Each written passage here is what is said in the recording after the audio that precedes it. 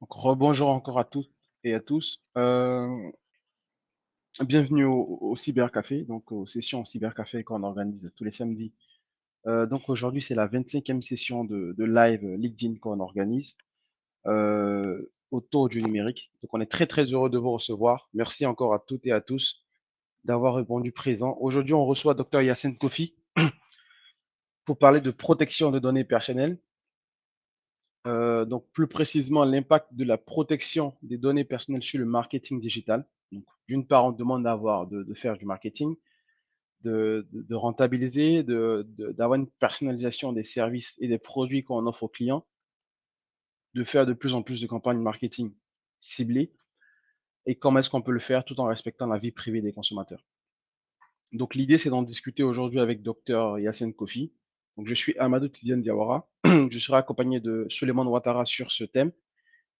Et on est très, très heureux d'arriver aujourd'hui à cette 25e session. Donc, je rappelle rapidement avant de commencer, on se réunit tous les samedis à 9h GMT, donc 11h heure de Paris, tous les samedis, donc 25 samedis qu'on se réunit tous ensemble pour parler de numérique. Donc, on a eu différents sujets, on a parlé d'audit, on a parlé du métier de consultant cybersécurité, plus précisément analyste sécurité. On a eu à discuter de SOC, je crois, la semaine dernière. On a des thèmes prévus autour des drones et de leur rôle dans l'agriculture de précision. On a parlé de DevOps.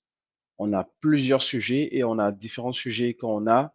Et on est ouvert aussi également à plusieurs sujets à différents speakers. Donc, n'hésitez pas à nous contacter, à nous écrire directement, à vous proposer vous-même ou à proposer des personnes que vous connaissez autour de ces sujets-là pour qu'on puisse se réunir et en discuter pendant 30 minutes. Donc, on sera très, très, très précis et concis.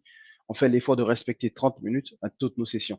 Donc, merci encore à Dr Yassine d'avoir accepté cette invitation. On est très, très heureux de te recevoir. Je vais d'abord te laisser te présenter, donc rapidement, et on va tout de suite enchaîner avec des questions et discuter ensemble de ce thème. D'accord, merci à vous et bonjour à tous. Yacine Kofi, donc docteur en administration des affaires et je suis en fait ingénieur de conception en télécommunication donc à la base, certifié Prince2 en fait ITIL et Scrum Master. J'ai aujourd'hui un peu plus de 16 années d'expérience professionnelle donc dans l'IT, donc couvrant ces divers domaines, le développement logiciel, le support applicatif, système réseau et sécurité, gestion de projet sur diverses plateformes. Donc, j'occupe aujourd'hui la fonction de DSI Group et je m'intéresse particulièrement au sujet relatif au management des données à caractère personnel, l'intelligence artificielle, la gouvernance Internet et la transformation numérique. Et donc, j'ai d'ailleurs fait quelques contributions sur ces sujets-là et qui sont disponibles sur mon profil LinkedIn. Donc, merci aux organisateurs donc, pour cette invitation-là. Merci encore à vous, merci docteur. Donc, on va tout de suite rentrer dans le vif du sujet, hein. Peut-être brièvement nous rappeler ce que c'est une donnée à caractère personnel, même si je ne sais pas s'il y a des personnes qui ne sont pas forcément sécu dans le groupe. Déjà, c'est quoi une donnée à caractère personnel et qu'est-ce que ça représente pour le marketing digital?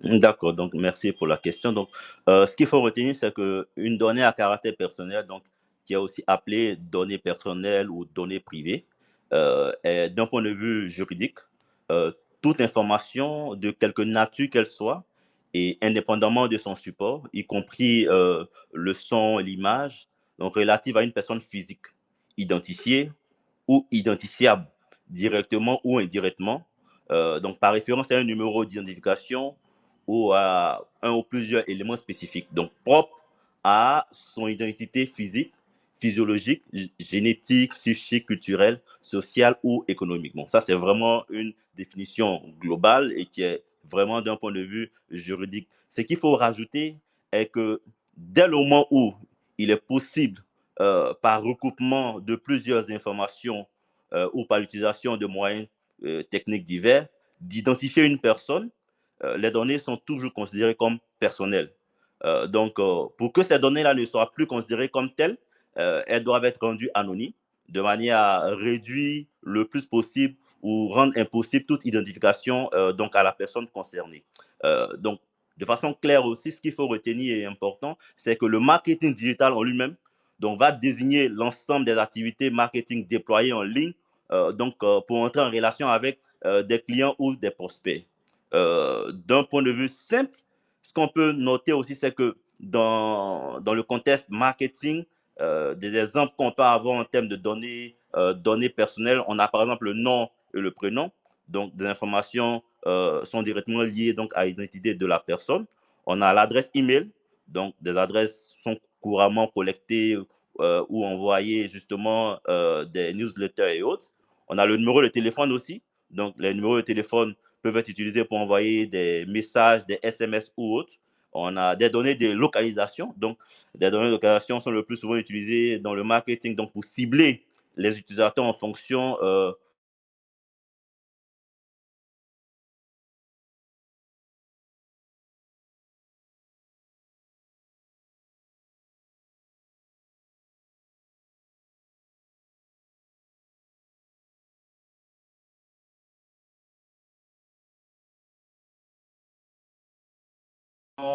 des achats en ligne et tout cela, et même des données sociales. Donc, comme on utilise très souvent des informations où on se connaît très souvent aux médias sociaux, on peut aussi justement avoir des données. Donc, un like est une donnée à caractère personnel, des partages, des abonnements et même des données transactionnelles. Donc, des données relatives, je le disais, aux paiements, aux historiques de transactions et autres. Donc, ce qu'on peut noter, c'est un peu cela. Et le client lui-même aussi va laisser des traces sur les réseaux sociaux, donc données de localisation, registres physiques. Parce que quand je pars dans un endroit et qu'on me demande de laisser ma pièce d'identité, là aussi, c'est une donnée à caractère personnel. Voici un peu. D'accord, d'accord. Bah, écoutez, je crois que merci pour ces précisions autour de ce que c'est la donnée à caractère personnel et ce que ça représente pour le marketing digital.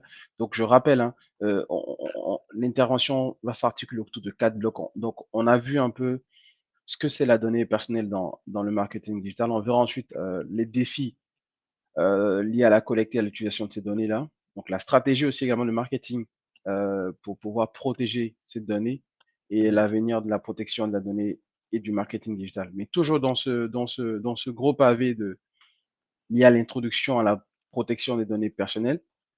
Donc, est-ce que tu peux nous dire pourquoi la protection de ces données-là est devenue une préoccupation majeure pour les entreprises en matière de marketing?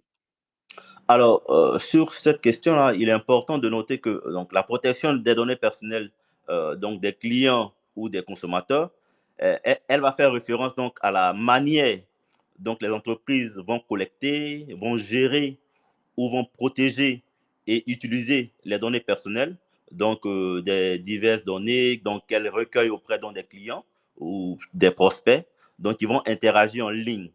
Et donc, en termes de façon de faire ou de défis spécifiques, c'est que on a la préoccupation sur la vie privée des consommateurs. Donc, les consommateurs sont de plus en plus soucieux donc de la protection de leur vie privée et de la manière dont ces données-là vont être collectées et vont être utilisées. Parce qu'on rencontre de plus en plus des violations de données à caractère personnel. Donc, cela aussi intrigue les utilisateurs et les consommateurs. On a d'un autre côté des amendes et des sanctions financières. Donc, le point est que les réglementations donc, sur la protection des données prévoient des amendes, on va dire, substantielles donc, en cas de violation. Par exemple, comme on a les lois dans nos États qui vont permettre des amendes pouvant atteindre certains taux. Voilà, donc, par exemple, pour le cas du GDPR, donc, on a 4% du chiffre d'affaires mondial donc, annuel de l'entreprise, ce qui peut avoir un impact vraiment financier considérable. On a d'un autre côté aussi l'évolution des attentes des consommateurs. Donc, les attentes des consommateurs en fait, ont grandement évolué euh, et ils s'attendent désormais à ce que ces entreprises-là traitent leurs données de manière éthique, transparente et sécurisée. Donc, les entreprises qui ne répondent pas à ces attentes-là risquent de perdre justement des clients. Donc, dans l'ensemble, la protection des données est devenue une préoccupation majeure pour les entreprises en matière donc de marketing en raison donc des conséquences financières, légales et de réputation grave donc qui découlent des violations de la protection des données. Donc les entreprises doivent adapter des pratiques de collecte et de traitement des données qui soient conformes bien sûr à la réglementation et qui soit transparente et aussi éthique pour véritablement arriver à une minimisation de ces risques-là. D'accord, d'accord. Bah, tout à l'heure, tu as parlé de réglementation. Déjà, quels sont les principaux règlements et lois en matière de protection des données qui existent et qui peuvent impacter le marketing digital? Mais alors, le sujet, effectivement, c'est la protection des données à caractère personnel. Et qui parle de protection parle de loi. Donc, les principaux règlements et lois donc, en matière de protection qui impactent donc, le marketing varient hein, en fonction de la région et de la juridiction. Donc, on a justement euh, à l'échelle de l'Europe, justement, le GDPR ou le RGDP, donc la loi sur la protection des données et de la vie privée, qui est une réglementation qui fait foi et qui fait loi donc dans l'espace de l'Union européenne et de l'espace économique en fait européen. On a le DMA, donc du Digital Market Act, et le Digital Service Act aussi, qui sont justement des lois donc, qui prévoient de limiter véritablement la domination économique donc des grandes plateformes et la diffusion aussi en ligne de contenus et de produits illicites. En dehors de l'Europe, on a plusieurs lois donc, dans les principaux États. Donc, aux États-Unis, donc, on a la loi californienne donc, sur la protection de la vie privée des consommateurs. Euh, Dans la foulée aussi, en Égypte ou au Brésil, donc dans plusieurs États, donc, on a justement des lois qui existent. Et si je reviens donc dans l'espace de l'Afrique, donc nous avons des lois sur la protection des données personnelles. Et donc, lors justement d'un article que j'ai publié, donc j'attirais l'attention sur ce fait-là, c'est que 37 pays, donc sur 54, soit 68% des pays disposent d'une loi sur la protection des données à caractère personnel, donc en Afrique. Et 15 pays, sur 54, donc soit 28% des pays donc, ont ratifié la convention de Malabo. Ça aussi, c'est un autre sujet, mais c'est la convention de l'Union africaine sur la cybersécurité et la protection des données à caractère personnel. Donc, effectivement, il existe donc des lois dans les États justement qui justement ont un focus sur la réglementation sur le sujet et sur l'impact sur le marketing digital. D'accord, d'accord, ok. Merci, merci pour ces réponses, hein. Merci d'avoir précisé déjà ce que c'est la donnée à caractère personnel, pourquoi c'est une préoccupation majeure pour les entreprises en matière de marketing et présenter un peu le cadre en termes de règlement et de loi de ces données à caractère personnel. Donc, on va tout de suite passer au prochain volet. Ce sont les défis liés à la collecte et à l'utilisation de ces données. Donc, quels sont aujourd'hui les défis auxquels les entreprises sont confrontées lorsqu'elles collectent des données personnelles pour leur campagne de marketing? Ben alors, sur le sujet, il faut noter que la protection ou la collecte des données personnelles donc pour les campagnes de marketing donc, peut présenter plusieurs défis donc, pour les entreprises. Donc, on a déjà la pertinence de la collecte et l'appropriation des lois par les entreprises. Donc, tout à l'heure, on parlait des lois, des réglementations qui sont des sujets souvent méconnus des entreprises. Donc, selon une étude, donc, un spécialiste du marketing sur 5 déclare que le respect de la vie privée est l'une de ses principales préoccupations lorsqu'il crée donc des campagnes de marketing numérique. Donc seulement 1 sur 5. Et par ailleurs, 73% des spécialistes donc, du marketing craignent que les réglementations en matière donc, de protection de la vie privée n'aient un impact négatif sur leurs efforts d'analyse. Donc en réalité, les personnes concernées ont des droits qui doivent être respectés. Donc, le droit à l'information des personnes, le droit d'accès, le droit de rectification et bien d'autres droits. Et l'autre élément aussi qu'il faut noter, c'est vraiment le défi de l'obtention du consentement du client. Donc, pour rappel, le consentement, c'est vraiment toute manifestation de volonté expresse, donc non équivoque, donc libre, et spécifique et informée donc, par laquelle la personne concernée ou son représentant légal, judiciaire ou conventionnel donc accepte que ces données à caractère personnel fassent l'objet d'un traitement manuel ou électronique. Donc, le traitement donc, des données à caractère personnel est considéré comme légitime si la personne concernée donne de façon expresse son consentement préalable.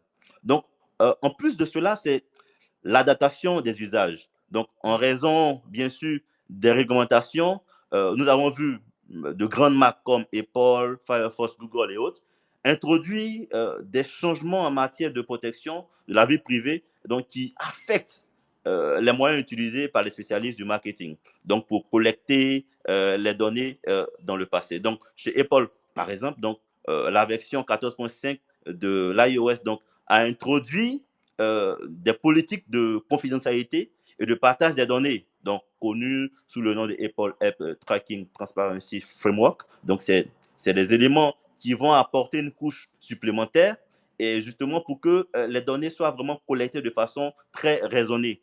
Et l'autre élément qu'il faut rajouter, c'est que j'ai d'ailleurs eu à faire une étude qui a montré qu'on note une insuffisance donc, de conformité avec la loi sur les données personnelles dans les États, principalement en Afrique, et des problèmes de sécurité donc, qui vont entacher la collecte et l'archivage des données personnelles. Et puis, un élément très important, c'est vraiment le manque ou, je dirais, la rareté des formations et des sensibilisations du personnel. Parce que le personnel donc, de ces entreprises-là devrait être vraiment sensibilisé et informé justement sur la question des données à caractère personnel. Voici un peu en quelques mots ce que je peux dire sur cette question. D'accord. D'accord. Donc, je crois on comprend bien les différents défis. Et moi, j'aimerais aussi également revenir toujours sur la collecte des données. Tu as parlé du consentement. Donc, comment la collecte des données non consenties peut avoir un impact sur l'entreprise? Donc, que ce soit un impact financier ou sur la réputation. Donc, quel est l'impact réellement pour l'entreprise de collecter des données de manière non consentie? Ben, une très belle question. Ce qu'il faut noter, c'est que la collecte de données non consenties peut nuire gravement donc à la réputation d'une entreprise de plusieurs manières. D'abord, on a ce qu'on appelle la violation de la confiance. Donc, c'est-à-dire que lorsque les consommateurs découvrent que leurs données ont été collectées sans leur consentement, cela peut entraîner en fait une violation de la confiance. Donc, la confiance des clients est essentielle donc, pour établir et maintenir les relations commerciales solides. L'autre élément, c'est les réactions négatives des clients. Donc, les clients qui se sentent trahis peuvent réagir négativement donc, à l'égard de l'entreprise. Donc, ils peuvent exprimer leur mécontentement sur les médias sociaux, il y a les forums en ligne, les sites d'évaluation et autres, ce qui peut avoir un impact négatif donc, sur la réputation de l'entreprise. On note aussi la perte de clients parce que nécessairement, certains clients peuvent choisir de cesser de faire affaire avec l'entreprise en raison donc des préoccupations liées à la protection de la vie privée et cela peut entraîner naturellement une perte de revenus et de parts de marché. On a aussi justement la perte de partenariats commerciaux. Ce qu'il faut noter sur ça, c'est que les entreprises donc, qui vont enfreindre la protection des données peuvent perdre de la confiance de leurs partenaires commerciaux, ce qui peut entraîner indirectement la rupture de partenariat et la perte de collaboration potentiellement lucrative. On a aussi l'impact sur la valeur de l'entreprise. Donc, des violations de protection des données peuvent avoir naturellement un impact négatif donc, sur la valeur de l'entreprise. Donc, en particulier, si elle entraîne, bien sûr, des pertes financières importantes ou d'ailleurs une réduction de la clientèle, comme on l'a dit un peu plus tôt. Et il peut avoir naturellement, comme on le connaît aussi sous nos cieux, des répercussions, je dirais de graves répercussions médiatiques. Donc, les violations de la protection des données peuvent être largement couvertes par les médias, ce qui peut avoir un impact négatif donc, sur la réputation de l'entreprise, à augmenter l'attention du public. Donc, en fin de compte, c'est que la collecte de données non consenties peut porter atteinte à la réputation de l'entreprise en créant des problèmes de confiance, en suscitant l'indignation du public, donc des clients, et en entraînant aussi des pertes de clients et de revenus, donc, et en exposant naturellement l'entreprise à des risques juridiques, financiers importants. Donc, pour prévenir ces conséquences néfastes, il est essentiel donc de respecter les réglementations, encore une fois, sur la protection des données et de mettre en place des pratiques de collecte et données transparentes et éthiques. On parlait justement dans la question de l'aspect financier qui pourrait y avoir. Euh, on le disait un peu plus tôt, c'est que concernant la procédure ordinaire, donc pour le GDPR par exemple, le montant des sanctions pécuniaires donc, peut s'élever jusqu'à 20 millions d'euros ou dans le cas d'une entreprise, jusqu'à 4% du chiffre d'affaires annuel mondial. Et par exemple, aussi en Afrique, ces sanctions-là existent. Donc, d'un point de vue financier, donc, par exemple, en Côte d'Ivoire, en cas de manquement réitéré dans les 5 années à compter de la date à laquelle la sanction pécuniaire précédemment prononcée est devenue définitive, il ne peut excéder, on va dire, 100 millions de nos francs, ou s'agissant d'une entreprise, il ne peut excéder 5% du chiffre d'affaires hors taxe, donc du dernier exercice. Donc, c'est des montants assez élevés, donc pas moins de 800 000 euros. Donc, il existe bien des sanctions d'un point de vue régalien, bien sûr, qui vont jusqu'à des sanctions d'un point de vue financier. Voilà, donc c'est des réalités, donc amendes administratives qui existent, des pertes de clients de réputation, des coûts donc, qui sont liés à la mise en conformité. Donc, après une violation de données, une entreprise peut être tenue de mettre en place des mesures de sécurité supplémentaires donc pour se conformer, bien sûr, aux réglementations. Ces coûts-là peuvent être très, très substantiels. Donc, il est important de noter que les conséquences financières d'une violation de la protection des données peut varier considérablement donc en fonction de la gravité de la violation, donc de la juridiction et des réglementations applicables.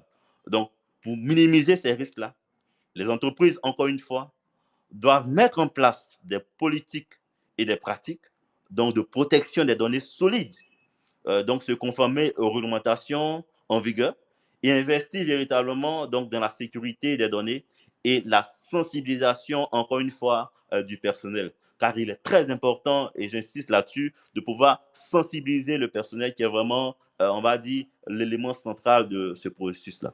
Voici un peu en quelques mots.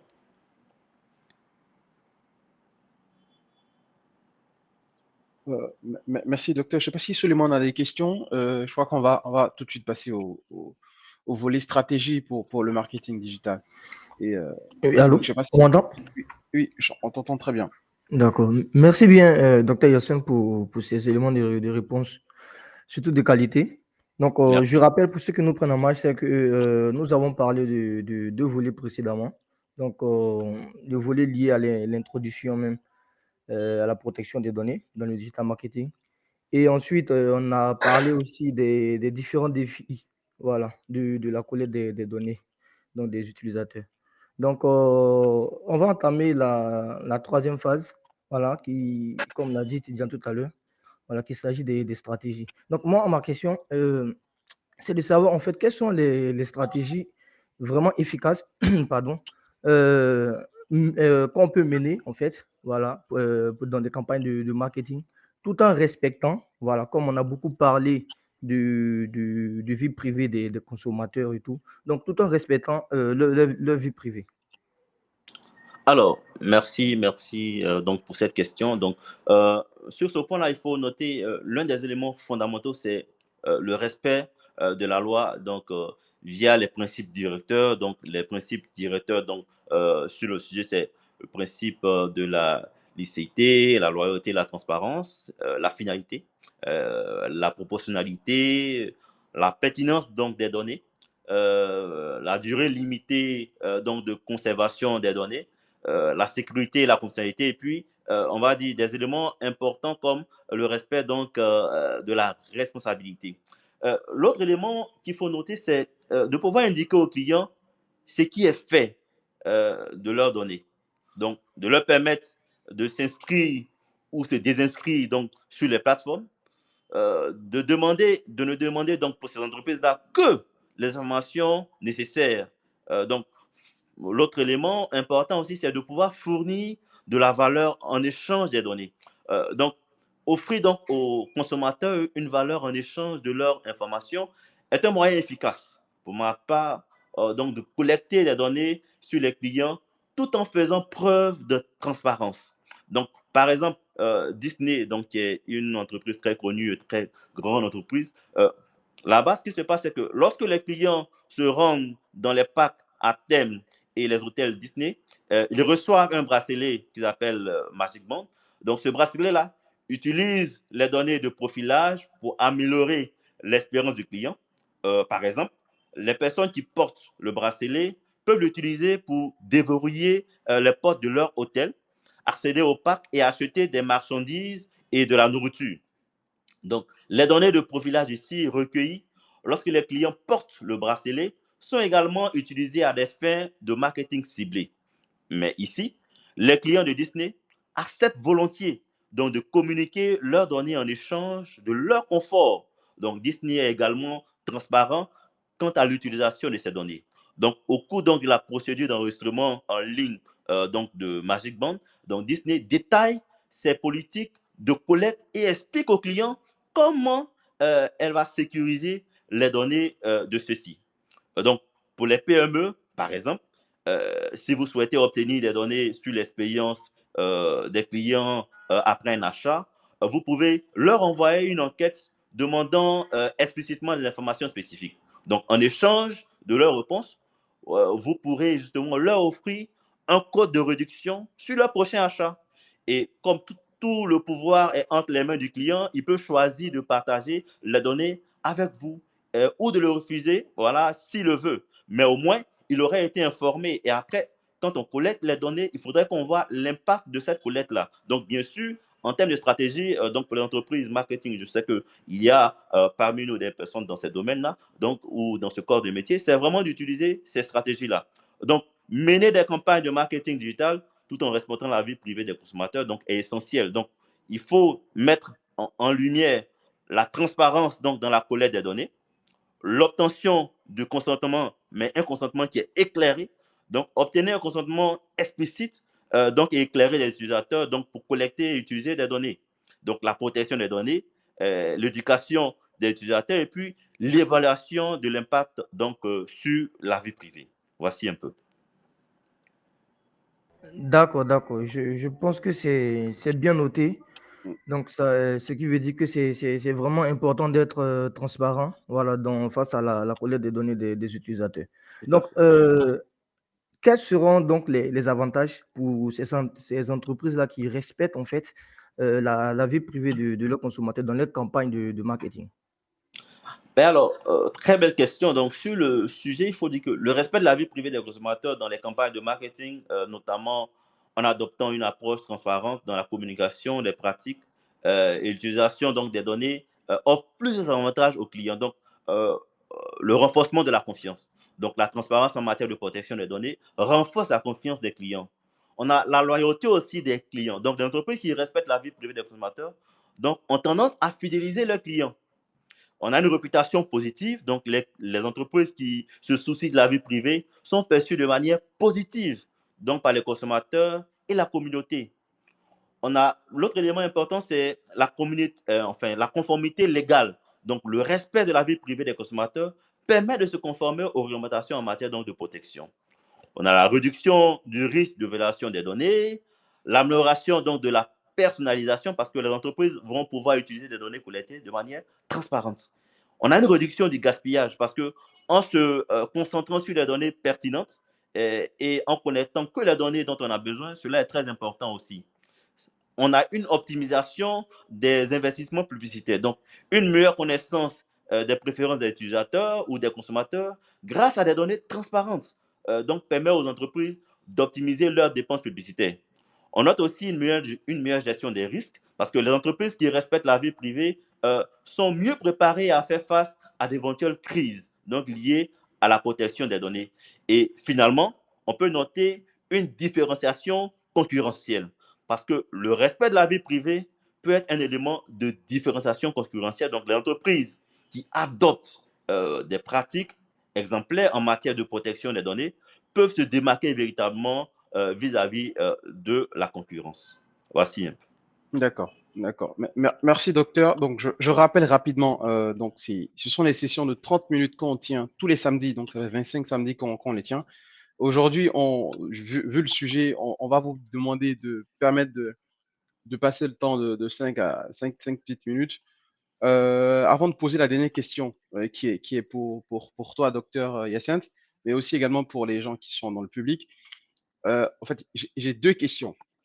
La première question, c'est plus pour des personnes qui sont dans le marketing, ou qui connaissent des gens qui sont dans le marketing. On est intéressé de parler de comment l'intelligence artificielle peut favoriser le marketing digital. Donc ça, c'est un filet qu'on lance. Si vous avez des personnes, des contacts, n'hésitez pas à nous les renvoyer pour qu'on puisse en discuter un samedi. Donc, comment l'intelligence artificielle, donc on a la recherche de speakers. Et plus précisément, pour toi, docteur Hyacinthe, c'est comment l'intelligence artificielle peut améliorer la protection des données dans le marketing digital. Donc, avant que tu répondes à la question, je rappelle que vous avez juste un bouton en bas, lever la main. Donc, vous avez juste à lever la main pour prendre la parole, pour poser vos questions. Pour intervenir, vous partagez votre expérience, vos avis sur ce thème de manière globale. Voilà. Donc, n'hésitez pas à lever la main pour prendre la parole, poser des questions. Donc, après la réponse du docteur Hyacinthe, que ce soit sur l'une des questions qui a été posée ou si une question que vous voulez poser au docteur, n'hésitez pas à lever la main pour prendre la parole et poser vos questions. Donc, docteur, voilà, je reprends. Hein, comment l'intelligence artificielle peut être utilisée pour améliorer la protection des données dans le marketing? Belle question. C'est un sujet d'ailleurs d'actualité, c'est que l'intelligence artificielle donc peut jouer un rôle crucial, hein, dans l'amélioration de la protection des données, donc dans le marketing à plusieurs niveaux. Donc on a la détection des violations des données, donc c'est qu'on a des algorithmes donc d'apprentissage automatique donc qui peuvent être formés donc pour surveiller en temps réel les activités et les schémas de trafic sur les réseaux donc de l'entreprise. Donc, ils peuvent identifier rapidement les comportements suspects qui pourraient indiquer une violation de données, comme un accès non autorisé ou une tentative de phishing, par exemple. Il y a aussi la protection contre les attaques de sécurité. Donc, les systèmes d'IA donc, peuvent être utilisés pour renforcer la sécurité en détectant et en atténuant aussi les cyberattaques, donc telles que les attaques par force brute, les tentatives de piratage de comptes et autres. On a aussi l'anonymisation des données. Donc, l'IA peut être utilisée pour automatiser le processus d'anonymisation des données personnelles. On a aussi l'analyse des risques. Donc, l'IA peut être utilisée pour évaluer les risques liés à la protection des données en analysant les vulnérabilités potentielles. Et finalement, on a la protection contre la fraude. Donc, les algorithmes, encore une fois, peuvent détecter les comportements de fraude tels que l'utilisation des données volées et l'utilisation d'identité, ce qui contribue donc à protéger les données des clients. Je vais m'arrêter là.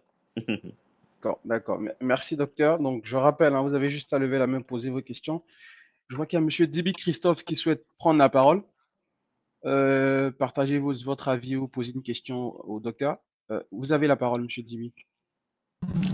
Ok, bonjour à tous. Désolé, je vous ai pris en cours de route. Bon, enfin, je reviens sur une question qui, je pense, a dû être déjà posée. Par rapport à la protection des données, c'est-à-dire pour une entreprise qui appartient à un groupe, à une holding, est-ce que les diligences à mener pour les filiales, si je vais appeler ça ainsi, sont les mêmes que celles que la holding aura à mener, ou bien faille que chacune des entités de la holding mette en place quelque chose relativement à la protection des données à caractère personnel? Ok, très bien. Merci donc à mon cher Dibi Christophe donc, pour cette question qui est pertinente. C'est une réalité vécue souvent dans les institutions financières avec une relation assez particulière où une holding prend des actions et qui sont déclinées à l'échelle donc des entités. Ce qu'il faut noter dans ce cas-là, c'est que certaines diligences en termes de procédures et de processus peuvent être justement mises en œuvre par la holding, mais en tout état de cause, chaque pays ou chaque entité, en fonction de sa spécificité, doit pouvoir avoir, on va dire, des actions spécifiques et précises. C'est-à-dire que si c'est une holding qui est régionale, on va avoir des actions donc, qui vont être liées à chaque pays, suivant le périmètre, mais de façon claire, en fonction de l'activité, on doit avoir des précisions. Donc, si je suis en Côte d'Ivoire, ça sera la réglementation ivoirienne. Si je suis en France, ça sera la réglementation française et tout cela. Mais il peut y avoir un accompagnement qui va être vraiment global, mais de façon spécifique, il faut forcément adapter cela, on va dire, à l'activité et véritablement au pays aussi. Voici cela. Ok, merci beaucoup, docteur. Merci Merci, à vous. merci docteur, merci Monsieur Divi Christophe pour votre question. Je ne sais pas s'il y a quelqu'un qui souhaite poser une question ou intervenir ou partager son avis. Ça peut être un expert aussi également autour de la protection des données personnelles. Sinon, je vois qu'on arrive à terme de la session. On va vous remercier s'il n'y a pas de questions, s'il n'y a pas de main levée. Non. Bah écoutez, merci encore, docteur Yacine, pour cette intervention. Je crois qu'elle a été riche de partage. Je vous en prie. On a été très, très heureux de te recevoir. Merci. Je crois qu'on aura l'occasion de rediscuter encore autour de la protection des données personnelles. Donc, n'hésitez pas, pour ceux qui ont des thèmes, des sujets autour du numérique, à nous contacter. Ça peut être autour de l'IA, autour du numérique, autour de la cybersécurité. On se réunit tous les samedis, donc samedi prochain, on aura un thème et on discutera ensemble de numérique. Donc, l'idée, c'est d'apprendre, c'est de partager et surtout d'innover. Merci encore à toutes et à tous. Rendez-vous samedi prochain et d'ici là, portez-vous bien et prenez soin de vous. Merci Merci beaucoup. encore et excellente journée. Merci à tous et bon week-end. Merci. Au revoir à tous et bon week-end.